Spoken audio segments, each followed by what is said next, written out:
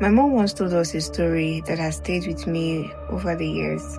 I was very little then, so I don't remember every detail, but I know enough to know that it was very real.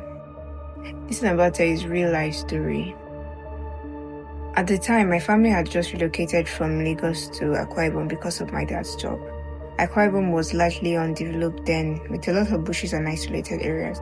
Because my dad needed to resume work as a mobile contractor at that time, immediately he rented the first house he could find that was comfortable for the family. It wasn't close to his workplace. So many nights he couldn't come home. Sometimes he slept at the church, sometimes at his friend's place, and came home during the weekends. One night, during our family devotion, it was just my mom and all of us children and most of my relatives. My dad wasn't around. As usual, my mom was leading the prayers. She has always been a woman of prayer.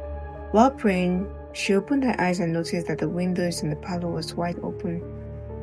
She immediately told my elder sister, scolded her, that I've told you, why are you guys leaving all these windows open, that kind of stuff, mushy stuff. So she got angry. She stood up. My sister tried to defend herself that she closed them. She stood up and went to close the windows herself and continued praying. A few moments later, she opened her eyes again and every single window in the parlor was open. Now, this kind of moments where you're confused if you actually did something or not. So she got up again. She went it off and got up again and shut them. The third time, the same thing happened. Then she looked around. She went to look into other rooms of the house and realized that all the windows were open. That was when she realized that something wasn't right. She stopped trying to close the windows. Instead, the prayer intensified. We were all young. We all gathered around her. While we were there, we began hearing plates and cooking pots, spoons, as if someone is throwing those things outside the window, throwing them out. The lantern suddenly went off. The house was completely dark. This is a true life story.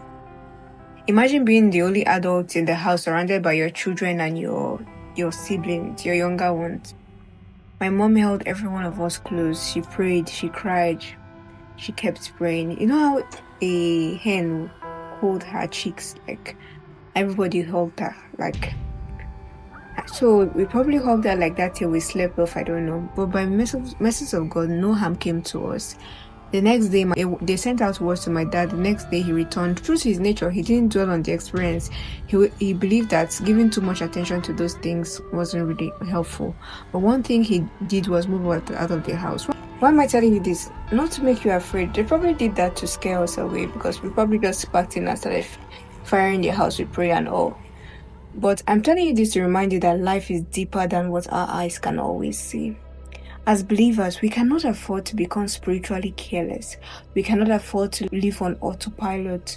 Prayer is not a religious activity. It's how we stay connected to God, how we find strength, wisdom, peace, the courage to face whatever comes our way. Look at your family. Look at the persons around you.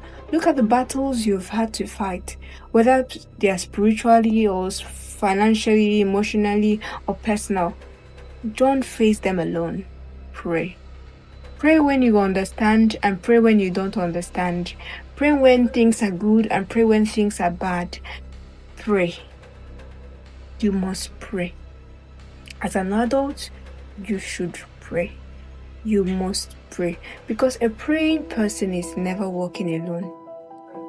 Until I come your way again to inspire with the truth, remember, the strongest battles are not always won by the strongest people, but by those who never stop seeking God's strength.